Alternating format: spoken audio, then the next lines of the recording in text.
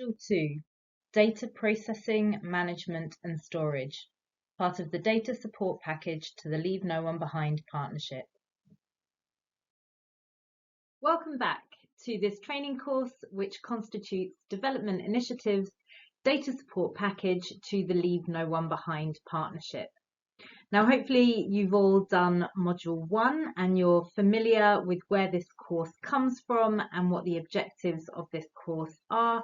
But just as a quick recap, I just wanted to remind you that the content in this course has been based on consultations that we've had with the country coalitions in the Leave No One Behind partnership and the identification of common issues and challenges and questions that are being faced by the different country coalitions as you collect your data around the world.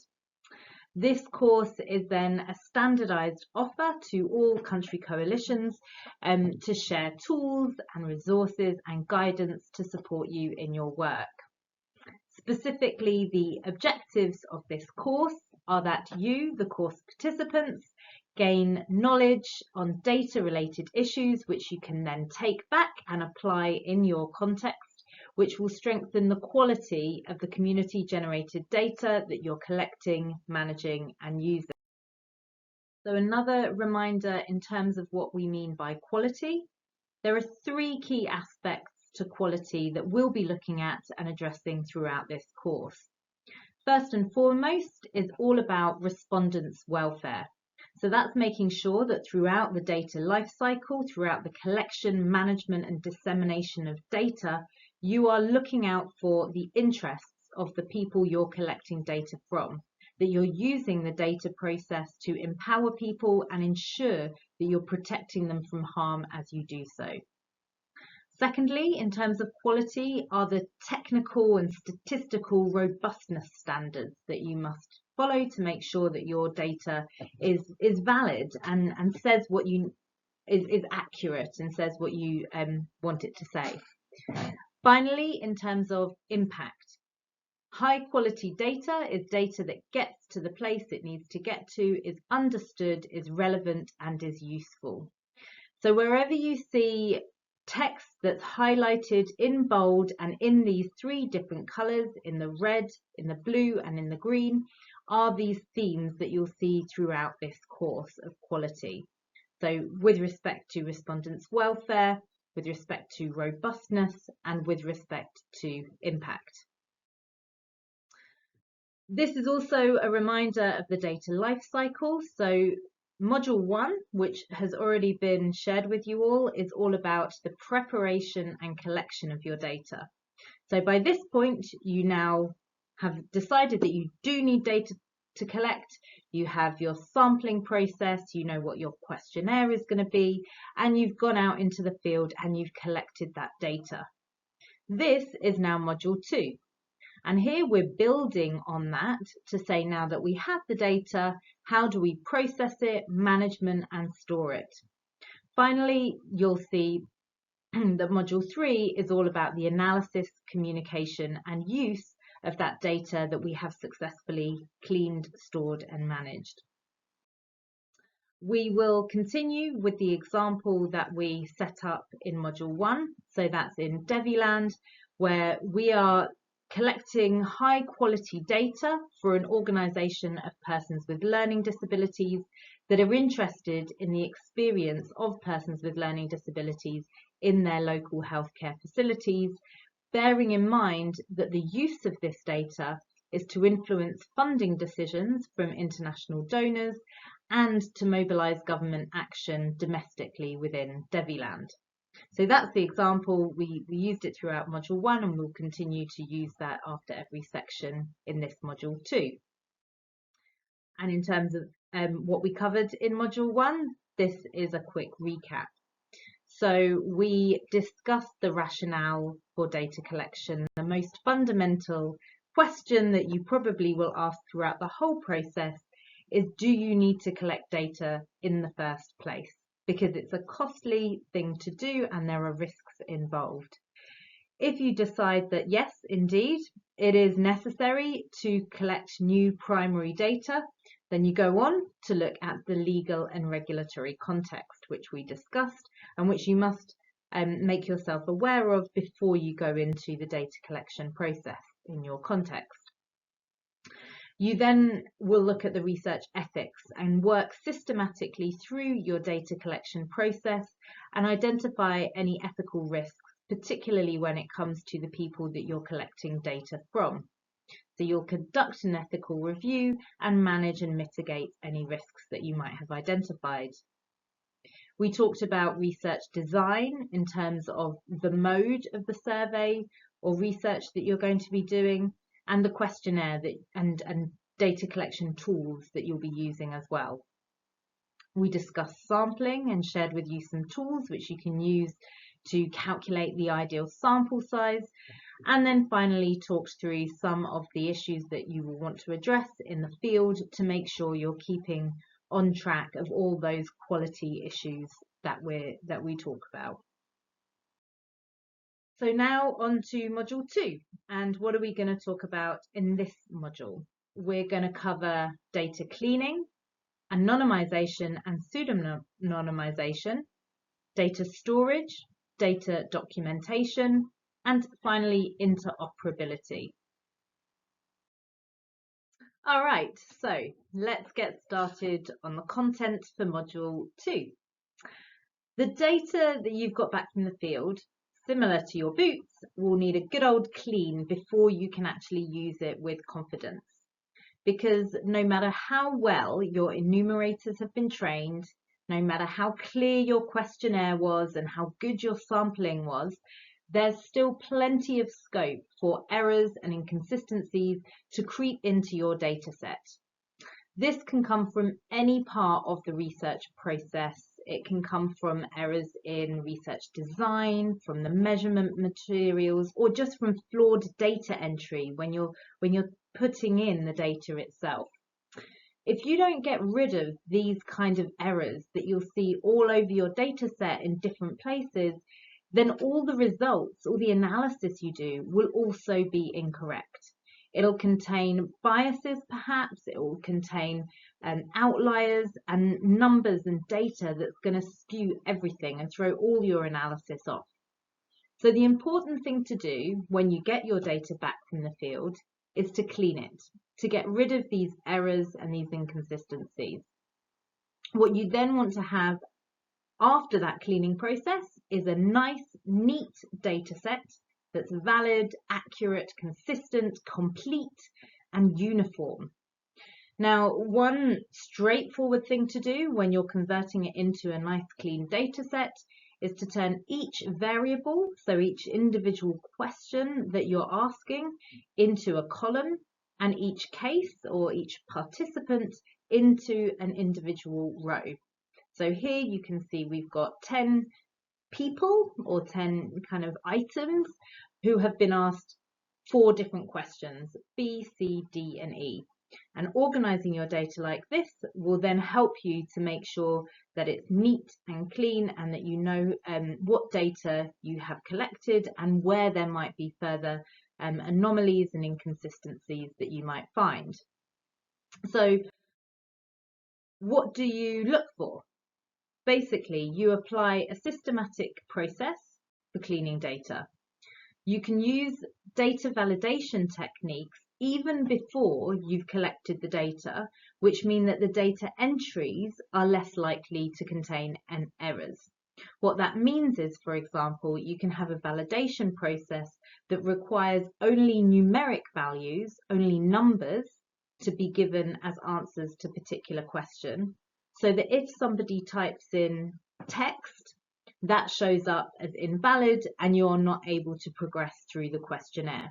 So there's certain validation techniques that you can use whilst you're in the field and during the data collection process itself, which prevents some of these errors and some of this dirty data from getting into your final data set. Secondly, screen your data set. Just have a look at it. Some errors and inconsistencies may stand out like a sore thumb. It may be very obvious that the numbers don't make sense and look a bit fishy. Thirdly, diagnose your data entries, considering why the data might look suspicious. Now, we're talking about people that are marginalized and excluded in left behind groups. So their answers to particular questions may well be unusual and outside of what we might consider, normal responses to questions and the normal range of answers. So it's important that we don't just dismiss odd or surprising looking results, but that we try to understand why they might look the way that they do and whether that is indeed because of an error or because of this being a genuine outlier. Next, decide what to do with the error or inconsistency that you have found. Is it something that you can transform, that you can make sense of, that you can understand what it was actually trying to signify and transform it into that value? Or is it so strange and so unintelligible that you need to actually remove that particular variable altogether from your data set? It's important, however, whatever you decide to do in terms of transforming or removing them, and indeed how you've worked through this cleaning process, that you're very transparent about the procedures you've applied. So when you're taking out data in particular, make sure you explain what you have done and why you have done it, so you're very clear about how you're treating the data. Okay, so let's now take a look at a fictitious dataset that contains some of these errors and inconsistencies, and we're going to pick out a few of these to give you an idea of the kind of things that you should be looking for and screening for in your own dataset. So, starting with perhaps one that stands out the most, Donald Duck. Here we have Donald Duck and many missing entries here. We have no data for Donald Duck on any of these answers for his age or for his use and experience of healthcare facilities. So here we can tell very little about his experience with healthcare facilities because we have incomplete data. Another one which I think looks quite obvious is if we take a look down here at Ian Insect. Ian Insect apparently has two separate entries for people that have the same name, the same age, and identical experiences of local healthcare facilities. It's highly unlikely that is the case, and far more likely that a duplicate has snuck into your data set. So here we can identify duplicated data. Looking now to Annie Apple at the top, our first entry. Now, if we look towards these latter questions, the question towards the end is, did you experience discrimination in accessing your local healthcare facility? If you answered yes, you have experienced discrimination, you then go on to the next qualitative question, which asks you to describe that discrimination. If you answered no, as Annie Apple did, then you shouldn't have any experience to describe. However, here, Annie has answered no, she didn't experience discrimination, but then described a challenge that she had in her local healthcare facility. It feels, therefore, that this description, this qualitative answer to that question is not valid and not consistent with the structure of the questionnaire and with what we're asking. Looking now at Henry Helicopter. If we look at the age column, now we need age to be given in a numerical format, so that when we're analysing the data, we can look at ages that are lower and higher and apply a quantitative analysis to that. Instead, here we can see the data has been entered in text, and that is an invalid format for this particular question. Now looking at Gary Goose, can you see how much he's saying that it costs him to visit his local healthcare facility?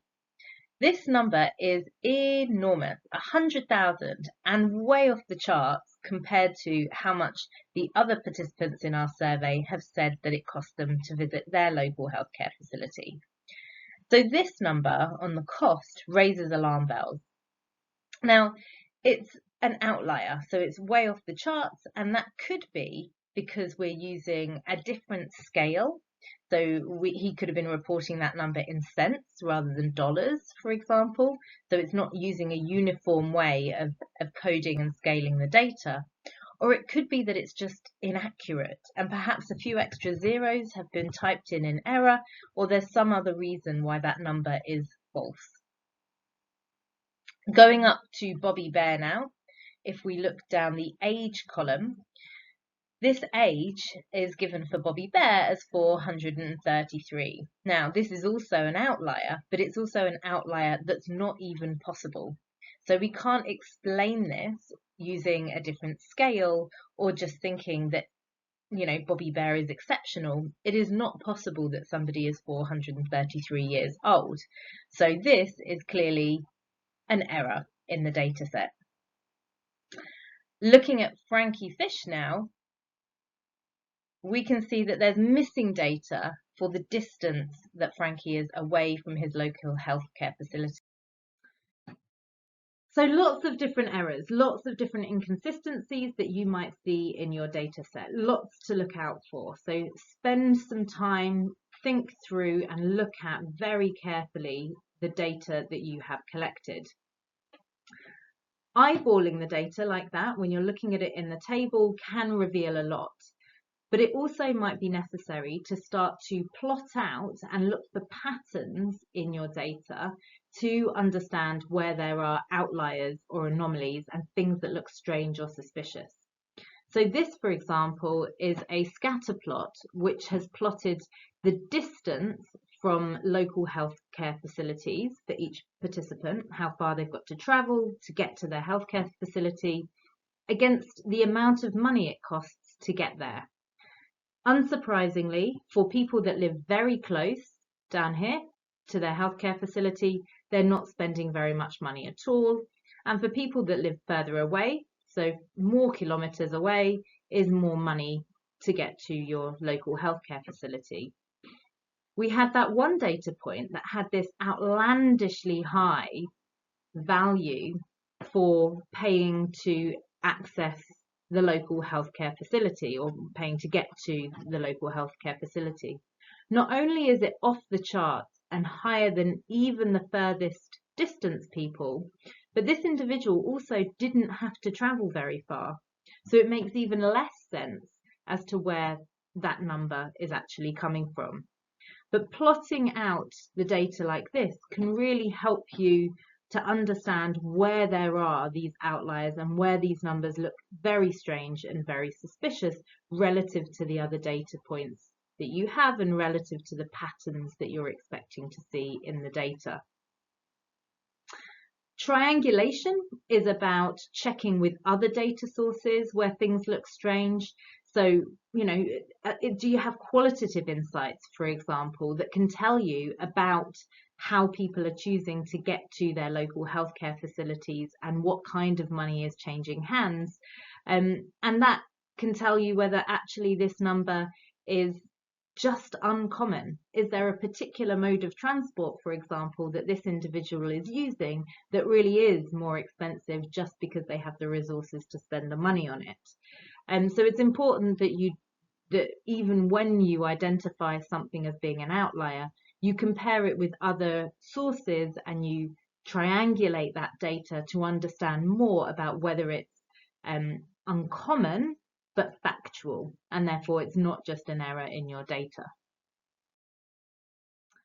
Okay, so now we have identified all these problems with the data. How do we get to a clean data set? What are we doing? The first easy thing to do is to deduplicate any repeated entries. If you remember, we saw that repeated, I think it was Ian Insect appeared twice, exactly the same answers to every single question. Very unlikely that there are two people that are exactly the same. So take out one of those entries.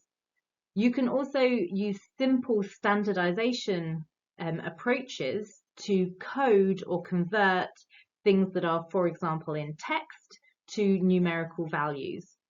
So there's various processes you can use to transfer the formats and the way data is entered into the valid format that you're looking for.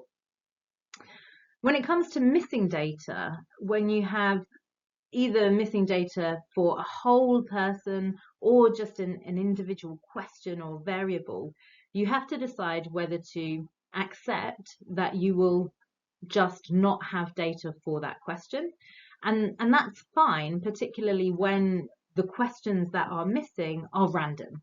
So there's no relationship with why a person might choose not to answer a particular question and the answer to that question. When they're not random, you have a little bit more of an issue.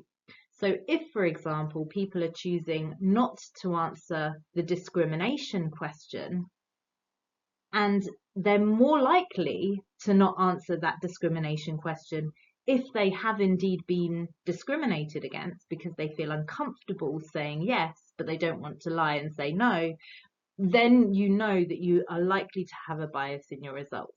So when it seems like there's a pattern in the data that's missing and who might be not answering particular questions, that's when you've got to think through what the implications of that pattern is in your results. In some cases, when it's so significant, when the missing data really does relate to an underlying issue, you may in fact have to remove either that variable or all the cases where you feel like there is that bias and that underlying issue behind why somebody is not answering that question, to remove the bias in your final analysis. It can be possible to impute variables, so impute values where you have missing data. So that means essentially guessing what that person is likely to have said. If you remember earlier where I showed you the scatter plot, if people lived very close to the facility, they were likely to spend very little money, and if someone was living very far away, they were likely to spend more money. You can use a pattern like that to guess that if somebody reported that they live very close to a facility, but they didn't tell you how much it cost, you could impute a value that says, well, it's probably only $1 or $2, 1 or 2 shillings, not very much, based on this relationship that we've seen in the rest of our data set. In terms of outliers, you can accept outliers, strange responses that are very high, very low, very unusual. You can accept them when you think they are just unusual answers to the question. But when they're implausible, when you think that's so unlikely to be true, you will have to remove those outliers because they're suspicious and they're going to cause a bias and a skew in your results. It's important that you also, regardless of whether you include them or not include them, when you've got an outlier, it's important to test your analysis, your results, your overall findings with and without that outlier, because outliers can have such a dramatic impact on your overall analysis. It's important, and you also should really report the results to that question with and without that particular answer in it. Back to Deviland, this is the data set that we collected, and before I went through all the problems that we found in this data set, and this is it all nice and cleaned now. So we've removed this case where we just didn't have enough data, we didn't know anything about this particular person, so we've removed this case. We've removed this duplicated case here of Ian Insect 2. We've translated this text entry of the number 18 to a numeric entry. We've imputed a value here for Frankie Fish for how far away we think he is from the facility based on the number that he gave us for how much it costs to get there. We triangulated the results for Henry Helicopter with that 10,000 entry that we had before, and worked out that that was actually referring to 10, and that was much more in line also, and was corroborated by the distance that Henry Helicopter was away from the facility. We've removed the data here from Annie Apple because this age was implausible, And we've removed here Annie Apple's answer to the question of whether of the kind of discrimination that she experienced, because she said it wasn't discrimination that she had experienced in the previous question. All right, so now we have a nice clean data set. We've got all our individuals and all our different variables all nicely lined up in a very clean data set that we're confident doesn't have lots of errors and inconsistencies in it. So are we safe to start using it and start analysing it? Not quite yet. After the question, do you need to collect data in the first place, is the second most critical question, I think, for the whole of the data lifecycle, which is, can individuals be identified in your data set? So if you're looking at a data set, can you see information about someone that tells you exactly who that person is and what they are experiencing, and all the different answers to the questions that they've given, and you can attribute it to a particular person? Because if you can identify that person, then your data is subject to all sorts of different data protection laws that apply to personal data. And this really is at the heart of data protection legislation and at the heart of risk too, right, for the person that you have collected data from. Alternatively, if you answer no, if you look at your data set and you say, I don't know who has given me this data, I can see answers to questions, but I can't identify the particular individual that gave those answers. If that's the case, then data protection laws don't apply. Your data is truly anonymous. It's anonymous information. It can't be attributed to a particular individual, and you're in a much better position, both in terms of the legal requirements that you must adhere to, but also in terms of the safety and security and risk for that person who the data has been collected from.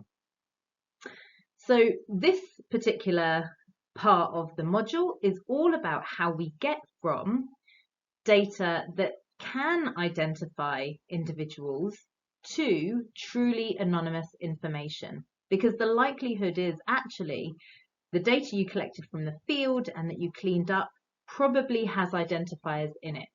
So we now need to convert it to anonymous information to protect people and to stay within data protection legislation requirements.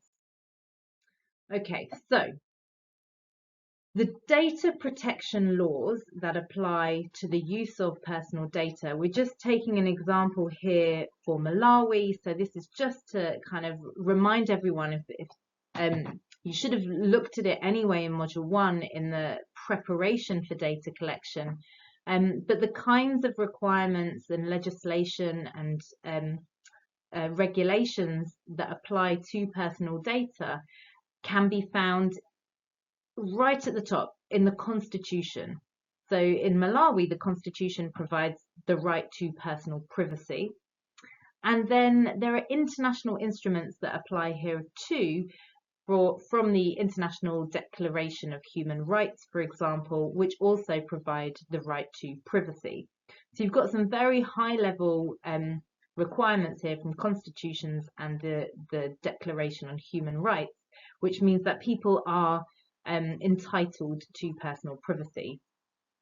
There's a draft data protection bill that is much more explicit about how this right to privacy applies to data. So this draft bill in Malawi, for example, is all about the principles for the processing of personal data that could help to ensure that individuals' personal data is accurate, safe, secure, and only used in ways that are permissible by that individual.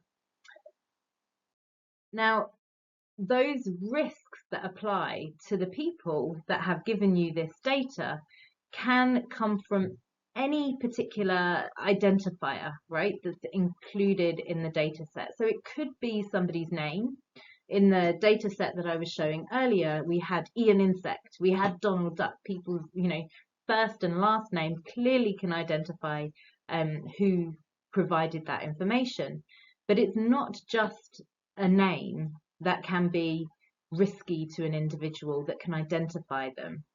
It could be their IP address, the computer that they've used to enter the information, providing an IP address, that can be traceable to that particular individual, or their physical address, or a phone number, or even just physical descriptors or factors that may make an individual stand out.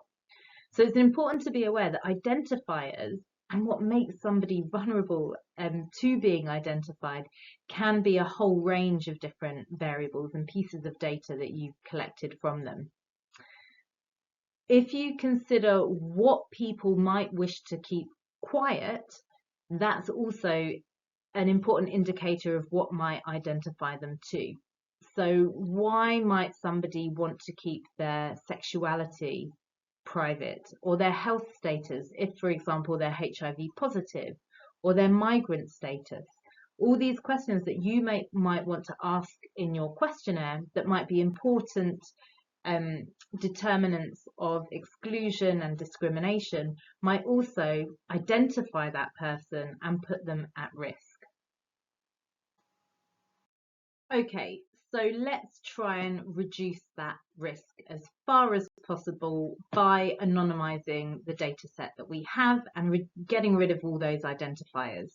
We want to turn personal data into anonymous information so that it falls outside of the scope of data protection laws and keeps people safe. The first and easiest thing to do, of course, as I've mentioned previously, is don't collect personal data in the first place if you don't absolutely need to. So don't ask those personal questions unless you think it's going to be useful data, either for the data collection process itself, because you might need people's addresses to do a household survey that goes door to door, or because you think it's a really important question and it's a driver of exclusion that you really want to analyze in your results. So where you do have that information, where you have had to collect it because it's useful and it's fundamental to your data, then you have to perhaps mask it. So remove that identifying factor so that you can't trace that particular individual. Another option is to group similar answers, typically through banding. So what that means is, rather than asking people for their specific age, so people say they are 22 or 34, and there may only be one 22-year-old in this particular community, which makes that person identifiable. Instead, you could ask people to report their age in a range. Are you aged 19 to 35? And then you're not sure whether it was the 22-year-old or the 32-year-old that provided the answer to that question. So that's another option where you're still collecting data, but it's not identifiable data anymore because there's a number of people that data could apply to.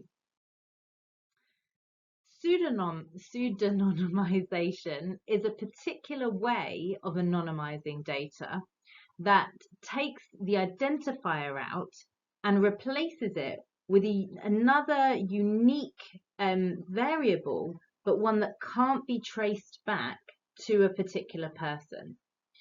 So what does that look like? I mean, using pseudonyms is famously done in literature, where you have someone like J.K. Rowling, who is a famous author, famous for particular themes and particular genres, in this case the Harry Potter series, but wants to publish a completely different brand of books and doesn't want to be associated at all with the Harry Potter legacy.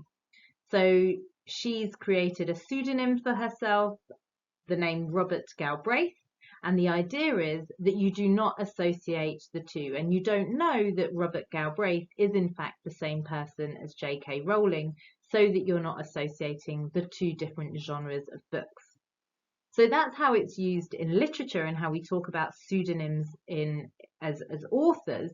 But in data, it's much more important that you actually don't know that J.K. Rowling is the same person as Robert Galbraith. So here, for example, in our Deviland example, we had people's names, clearly identifying Ian Insect and Donald Duck. We have taken out those names, we have masked them, but we've wanted to still keep the fact that these are separate individuals. So each one is their own row, their own respondent, their own case.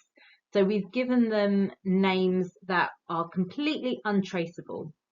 So ID1, ID2, ID3, ID4, you have no idea who ID4 is. There's no relationship between ID4 and the name that was given in our original data set. All right, so we have data which is collected and has been cleaned, errors have been cleared, and it's ready for use.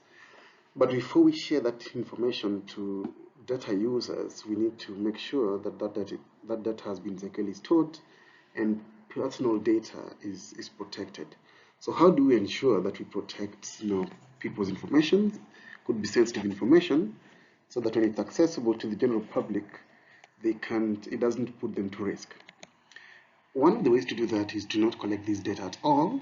So if you do not need new data on people, don't collect it, because then you have no data, no personal data to worry about. It's protection. So don't collect that data at all. But if you have it, you need to check the official data protection legislation requirements in your country context. So check with the relevant documentation, the relevant authorities, how do you keep personal information about people. So check those provisions just to ensure that you are compliant with the legislative requirements. You also need to check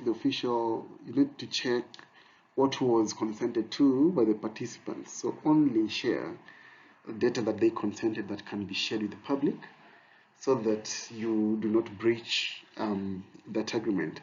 If you need to know to share new information that wasn't consented to, then you need to inform them before that information is shared, so that amount to getting their consent again, obtaining their consent again before you share the personal information. You also need to de-identify data as soon as you collect it. So make sure that there are no identifiable attributes to people that can link them to the data they've provided. Remember, we are collecting data on vulnerable people, and therefore we need to ensure that they're protected from even in data collection. So when if you're dealing with sensitive people, for example, people with learning disabilities in this case, they may not want that information to be shared, maybe because of cases of discrimination and anything that can be used against them. So make sure that you de-identify data as soon as you collect it, and this could be through data anonymization and pseudonymization, like we discussed in the previous slide. And then keep records of all files and the duplicates, so that you don't have anything that is shared and you don't know where they are. So everything, all files containing information on people, should make sure that you have a record of them and that it is securely stored. Limit access of people to the raw data.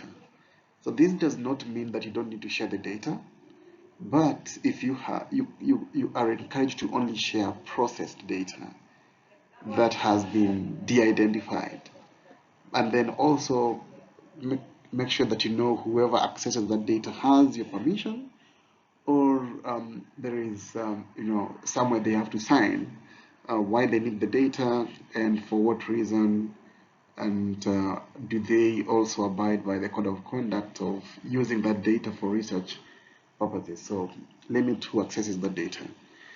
Keep storage devices securely, so all the storage devices used during data collection.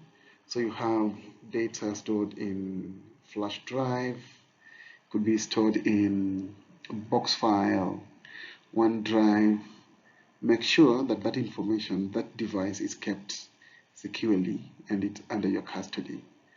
Then avoid transmitting unencrypted raw data. That one we said, only transmit data that has been processed, that has been cleaned, that has been de-identified, so that whatever is available to the public is not anything that contains sensitive information about people and that can directly identify them. And then understand how long you want to keep that data for. So this is sensitive data on people. You need to decide prior how long you intend to keep this data.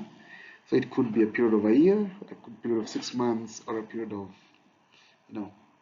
whichever reference period you want to keep the data for, but make sure that you have it written so that when you decide to destroy it, everyone knows that they need to use that data within a specific period of time so that you don't have to worry about people's safety in using the data sets. Yeah. This is a hypothetical example.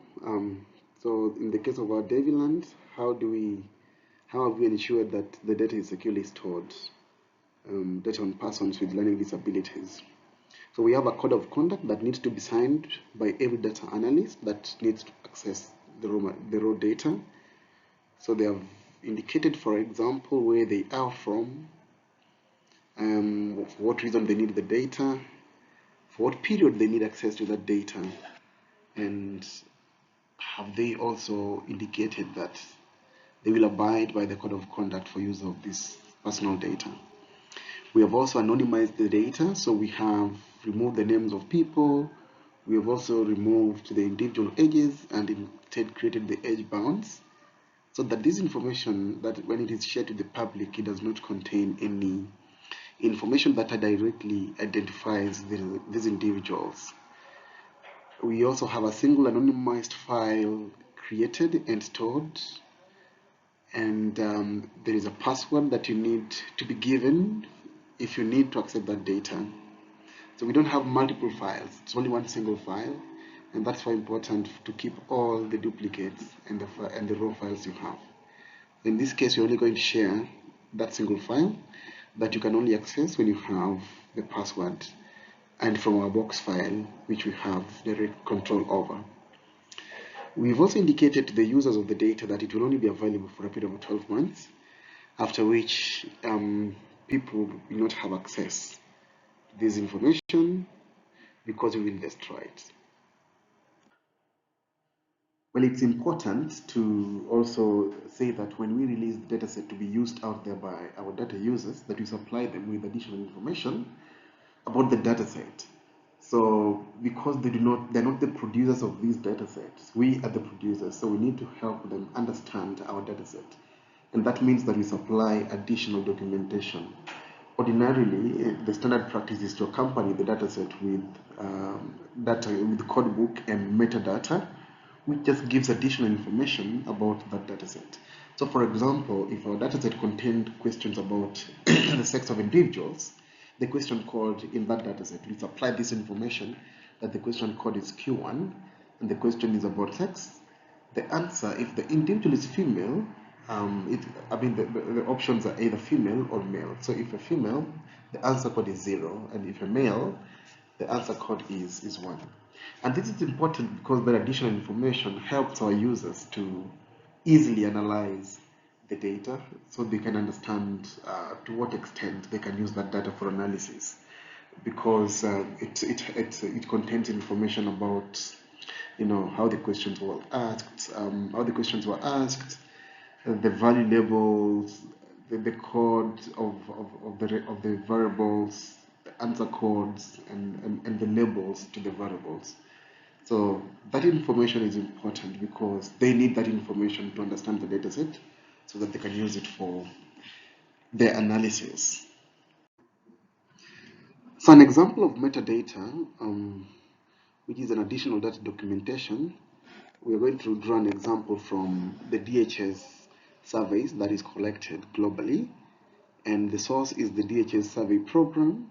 So when you get into any portal that contains DHS information, you will see this information displayed when you want to access the data. It tells you that the source is DHS program and the contributor is the DHS program. the date of the data set. So in this case, the case of Uganda, this data was collected in January 1, 1988 to December 31, 2016. So that is the period over which the data was collected. And it's updated, it was updated in 2020 March on the 21st. And the expected date update frequency is every year, so this is annual. Location, this is information about Ugandans, so it's Uganda as a country. And the visibility, it is publicly available data set. That means that all the sensitive information have been controlled and data has been de-identified such that the data that users see or users can utilize does not directly identify the individuals with this information. So there is a license, so it's given by the licensed rights is by Creative Commons ATT license. And the methodology, this was a sample survey, so it's not as a population census, only contains a subset of the population. Are there any caveats or comments? No. And the tags is demographics. The file is available in form of CSV, comma separated value Excel files. So why is metadata important? Why do you need to provide metadata to your data users? It's important because you need to show your users that this information is credible. So users need to understand where this data is coming from. And also for what use is it appropriate. So they also need to know what they can and cannot do with the data. So for example, if I want to do a study on the general population, and the data I have at my disposal is a data that you have provided, which is just data on a small section of the population based on a sample survey, then what you need to tell me is that this data cannot be used for generalization as it is not nationally representative. So users need to know that information, and that information is contained in the metadata. It's also important for data interoperability. So interoperability, can other users use your work for their purposes? Can your data be linked to other data sources such that they communicate the same information? So you also need to, users can know whether other data users can use that information. And that's important because if they have followed the same procedure in data collection, they have followed all the guidelines, if there is a bit of some form of commonalities between the procedure of collecting the data and the sampling process, then it gives your users an indication that this data can be used for these particular purposes alongside other data sets. This is another example of metadata. So this is a codebook from our example in Deviland.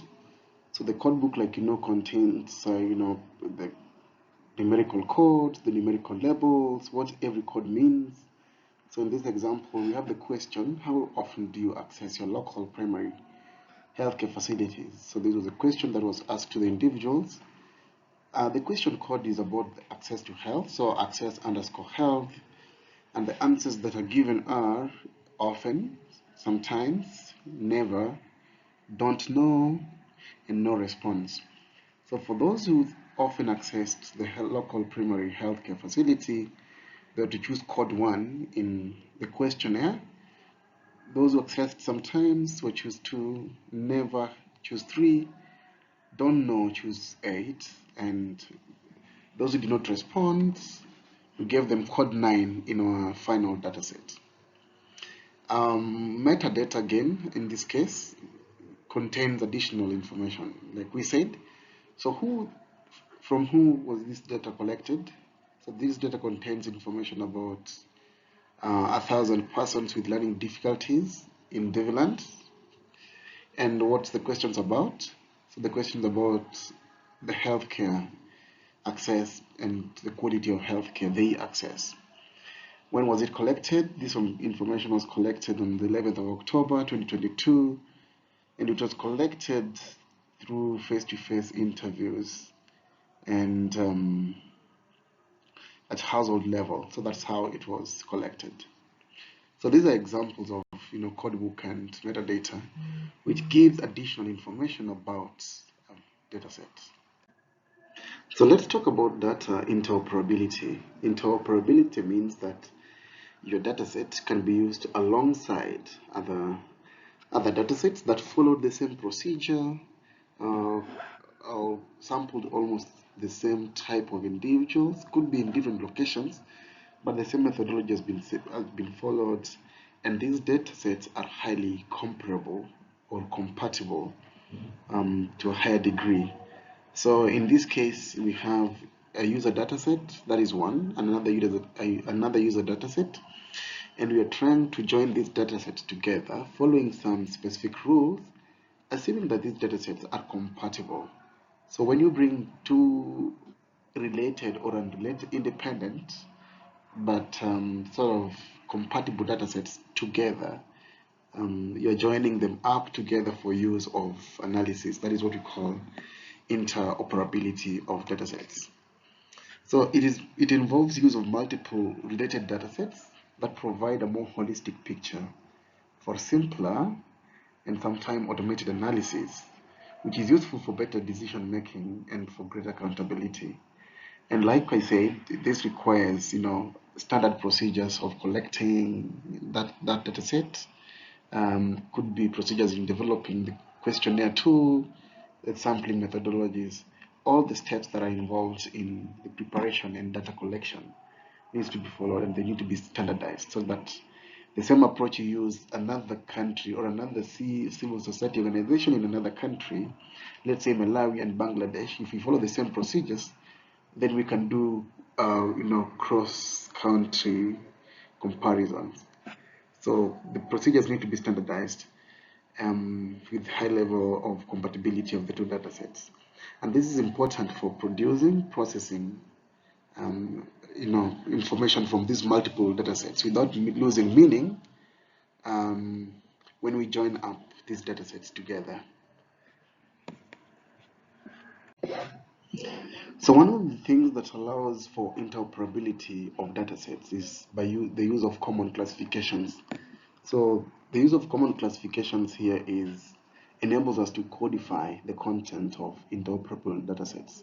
So that means that if you have a dataset from Malawi, for example, and another dataset from Denmark on people with disabilities, like we said, we know that when we follow the Washington group of questions on the disability prevalence in countries, they normally have 5 categories.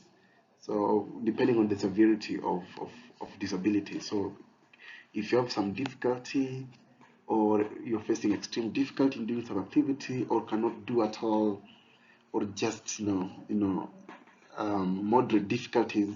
So those are the standard responses that the Washington group of questions use, and therefore we can use those standard classifications and standard code when we are doing studies on people with disabilities.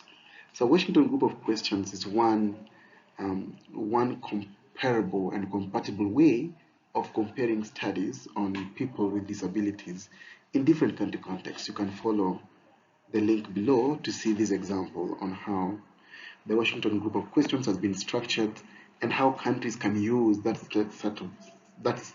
standardized classification or standardized procedure to collect information on people with disabilities. Okay, so not everyone understands our data set, especially our data users. So when they visit our platform or our portal, what do they see there? If they're looking for some data set, if they know that we collect data sets, but then they do not know which type of data sets we collect, and they don't know which information is contained there. So what is it that they first interact with? So it's important that you have you make access to your data as user-friendly as possible, and that brings us to the standard user interface, which is the platform, the very first platform that our data users interact, with our data set. That is where they meet our data sets. So it's important to make this as interactive as possible, Sometimes we accompany this with graphics, visualizations, and any interactive tools. An example is when we are an organization that collects information about HIV prevalence for any country, then in most cases, the standard way is to have a red ribbon in our logo. If we're collecting information about breast cancer, for example, then we have a pink ribbon in our logo. If we collect information or data about cancer or about tobacco consumption and health-related effects, then there would be a pictorial or a graphics about an amputated leg or some cigarettes around our portal. So that is the standard user interface, and that tells our users from the very onset that this data is about this type of people, and we can get this particular information from this dataset. So it's important that we make this as friendly as possible. We have an example of the Sustainable Development Goals information. So if you are interested in Sustainable Development Goals, data set or tracking progress, then most cases you will meet this logo you're seeing on the screen there, global platform for sustainable development goals, and there's a circular, circular array of different colors, which represent each of those represent the SDGs, so 1 up to 17. So even without going deeper into looking into the dataset and knowing what is contained there, from the very onset, when I see this ribbon, this ring of many colors here, then I know, oh, this is about sustainable development goals. If it was a red ribbon, I know, well, this is about HIV prevalence or anything related to HIV. If it's a pink ribbon, then it would be breast cancer. So that is the standard user interface, the platform upon which your your data users meet your data sets and they interact with it. So it's important to make that as interactive and as easily accessible and engaging as possible. So back to our example on the Deviland. How do we ensure interoperability of the information we're collecting on people with learning difficulties? So we are saying that this official statistical, we have followed the official statistical standards of Deviland, and the questions on learning disabilities were harmonized with the official register of persons with disabilities and the Washington group of questions. So then that is comparable and compatible with other datasets because we are following the standard procedure. We have made of geographical markers generated to be consistent with primary healthcare facilities jurisdictions. So those standards have been followed, and we have anonymized data and made it accessible through the tracking progress on the SDG platform. And this has been proactively shared with the relevant groups, and therefore those relevant groups and the different data users can make use of our datasets alongside other datasets because we have revealed how we have made them to be interoperable with the other datasets following the standard procedures that we have mentioned here. So in summary, what have we done in this module 2? So we have looked at data processing, management, and storage. And the first one was on data cleaning, so getting rid of errors, getting rid of incomplete information, making sure that we have valid data and same related procedures of cleaning dataset. And so we have a clean dataset, and then we have ensured that we have anonymized or pseudonymized the information such that this dataset, the final dataset that we make available to the public for analytical purposes, does not contain information that directly identifies individuals that provided this information. We have made sure that the data is stored securely by making sure that we only have one copy of files. We have all the tools that we use to store this information in our custody. We are only sharing encrypted information, and we have indicated when we are going to clear or to delete this information so that it's it will not be accessible to the public beyond that period. We've also applied and we've also made available additional documentation on our data, which is the metadata and codebook, providing additional information on the dataset that we've collected so that users can understand how to use the dataset, what they can use with the dataset, or what they can't use, what they can't achieve with the dataset. And we have also enumerated that we followed the standardized procedures in collecting this information, and therefore our data is highly interoperable with other datasets, and this will encourage the use and usability of our datasets. When we've come to the end of Module 2, which was about data management, processing, and processing, and we've learned about how to do data cleaning, data storage, how to securely store the dataset, documentation, interoperability, anonymizations, and pseudonymization. And we have supplied additional resources that you can always make reference to with regards to the information that we've supplied. So in your own time, kindly visit and interact with the material that we've provided so that you better understand these concepts. We look forward to seeing you in Module 3 and to engage with you further on data management and how to handle citizen-generated data.